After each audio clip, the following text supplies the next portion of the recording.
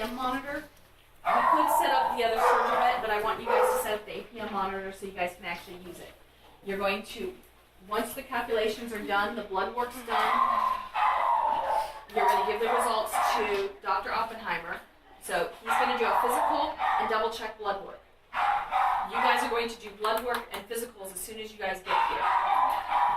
So you can just hand it off to him. The more stuff you can have ready ahead of time, the faster this will go. Blood work and physicals. Get in here at 8 o'clock and get it drawn. It says in your list. Follow your list. I don't have all these individual pieces like absolutely memorized. There's a sequence of events that you guys are going to follow. And what I'm going to do is be doing things like, okay, who's supposed to be drawing this blood? Who's supposed to be drawing this and getting you guys motivated and moving along and making sure it's going right? In the real world, do you have 23 people to work on one procedure? No. No. You have one person and maybe an assistant to help you. And you're in charge of doing everything. In my practice, we split it up, and usually we just kind of fall into whatever group because I've got them trained up well enough where one person goes and draws up drugs.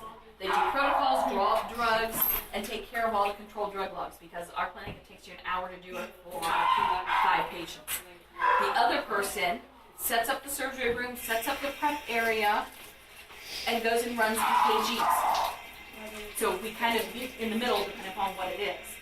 So that's what you guys need to be able to work through and talk through. Get together with your group, get your checklist printed out, follow it through, and just make sure everybody knows where they're supposed to be, when they're supposed to be, and what they're doing. It's your job to be responsible for knowing what you're doing.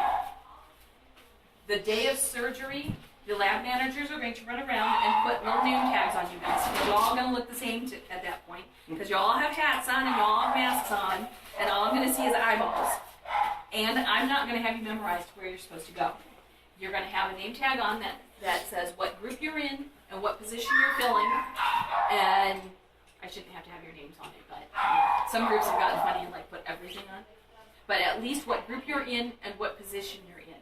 So that way, if I'm looking for an anesthesia person for group 1, I can say, you're it and you're it. I need you guys to make sure you're doing this, this, and this. Okay? I will not have these individual factors memorized. And it's because I'm trying to keep track of the overall of what you guys are supposed to do. You guys need to know what you're doing. You guys need to try your darndest not to be absent. There are people depending on you to be able to fill that position. If there's an issue where you have to be absent, try to get a hold of me, Miss E, and the rest of your group so that we can try to figure out what's going on and if I need to shift people. Okay?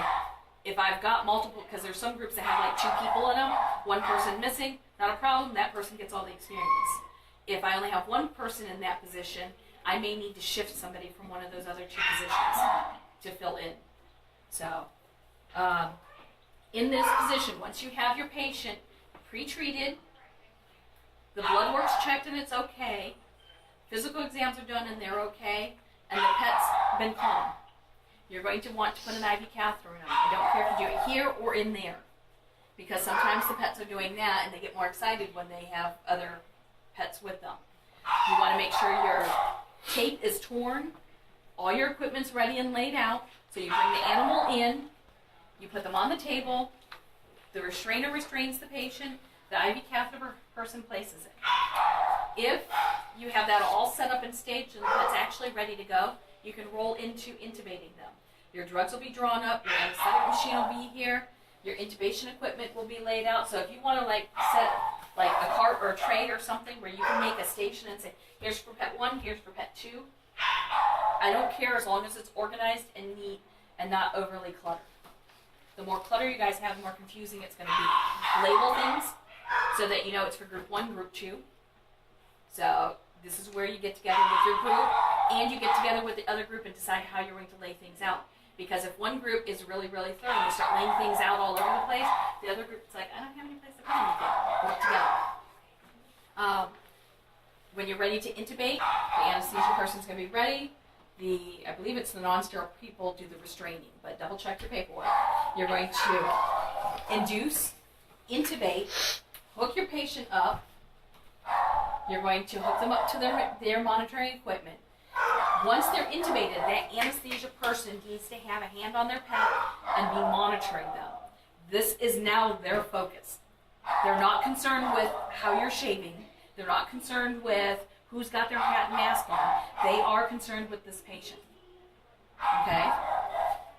That's where you have to all know what you're doing. The lab manager and the non-sterile people, I believe it is, whoever's in charge of making sure hats and masks and all that stuff is ready, needs to make sure they start reminding people. When you walk in the day, put your hat on, put your mask on. If we have booties, maybe pull the box out and set it next to the door so that when you guys are ready to go through the room, you slide your booties on. So preparation is a key thing here. Make sure everybody has that stuff on ahead of time. If you want to, have stuff out ready for Dr. Oppenheimer and myself, because we're going to keep running through. Traffic going through the surgery room becomes one way. So you need to put a note on the door that says, one way, do not exit through this door. You also have to make sure that the other doors are unlocked all the way through so that if you get stuck, you're not standing out there going, I can't get in. I will probably wind up going back and forth through the door, but I should be the only one that does that. And it's because I'm trying to get to wherever the next group is fastest. Because if we're all going that way through the door, I don't expect anybody being hit by that door